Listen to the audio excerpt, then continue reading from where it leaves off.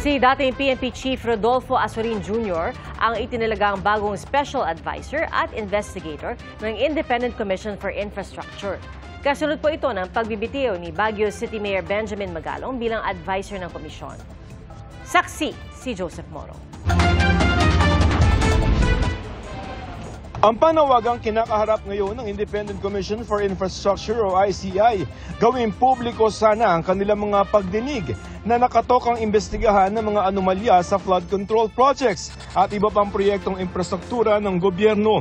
Mula nung simula ng ICI ang mga pagdinig noong September 19, bawal ang media sa loob. Sabi ni Attorney Brian Hosaka, Executive Director ng ICI, mananatiling pribado ang mga pagdinig. We don't want the commission to be used for any political agenda or leverage. Kaya nag-iingat po kami.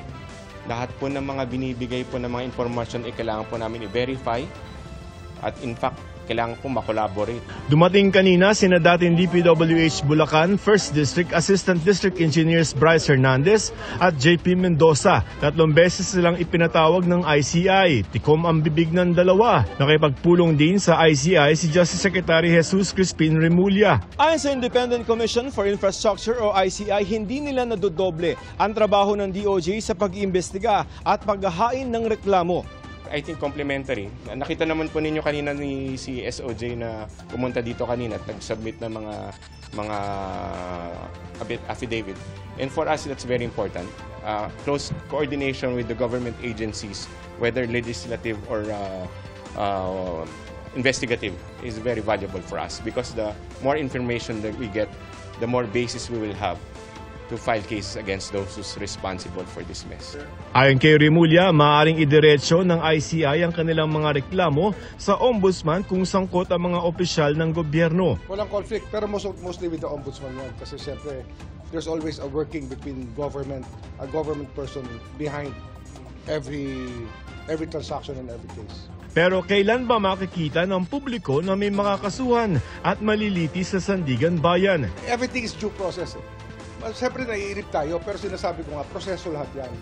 I mean, paano kami nakapag-file ng kaso kay Atong Ang? 3 taon nang inintay namin. After 1 year, may nakuha kami mga tip. This one will take 3 years? Hindi naman.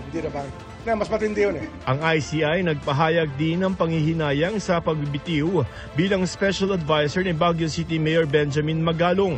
May malaking epekto ba yung pagre-resign ni Mayor Benjamin Magalong bilang ICI Special Advisor?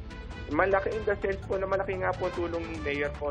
Nakakapanginayang na nagbitiw po siya sa special advisor po. No? But we're mandated to continue. Investigation will continue po. Si dating PNP Chief Police General Rodolfo Azorin Jr. ang itinalagang bagong special advisor at investigator ng ICI. Nagpasalamat ang palasyo sa tulong ni Magalong sa komisyon na mahalagaan nila sa kampanya nito laban sa korupsyon sa mga infrastructure project. Ayon sa palasyo, welcome pa rin ang anumang may tutulong ni Magalong kahit hindi na siya bahagi ng ICI. Ginagalang po ng Pangulo ang naging desisyon po ni Mayor Magalong. Kinikilala naman po ng ating Pangulo ang kagalingan ni Mayor Magalong. Sa kanyang social media page, shinare ni Magalong ang mga kumakalat na pahayag ni Palace Press Officer Claire Castro. Sa unang anunsyo kasi, Special Advisor at Investigator ang posisyon niya. Special Advisor and who will act as investigator for the ICI. Pero kalaunan, Liliwanagin po natin, ang pagtalaga po sa kanya ng Pangulo ay bilang Special Advisor at hindi po lead investigator or in any other form na pag-iimbestiga. hirit na Magalong kung ganito ang clarity, baka next month, kayo na po ang humusga. Nanindigan si Castro na itinuwid ng Pangulo ang naunang anunsyo dahil hindi nagbitiw bilang alkalde ng Baguio City si Magalong. Noong hindi po nag-resign si Mayor Magalong bilang mayor, sinabi po ng Pangulo na ang kanyang magiging papel ay Special Advisor. He refused to resign as mayor of Baguio. So with that, nakita po ng Pangulo ang maaaring maging conflict Sa pahayag ni Castro noong Biyernes, ipinag-utos-an niya ng Pangulo ang pag-review sa pananatili ni Magalong sa ICI dahil sa puna ng ilan sa posibleng paglabag sa konstitusyon at gayon din ang duda sa kanyang independence bilang bahagi ng komisyon. Giit naman ni Magalong walang conflict of interest sa kanyang papel sa ICI at pagiging alkalde.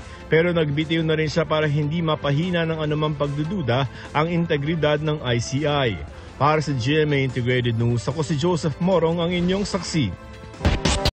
Mga kapuso, maging una sa saksi. Mag-subscribe sa GMA Integrated News sa YouTube para sa iba't ibang balita.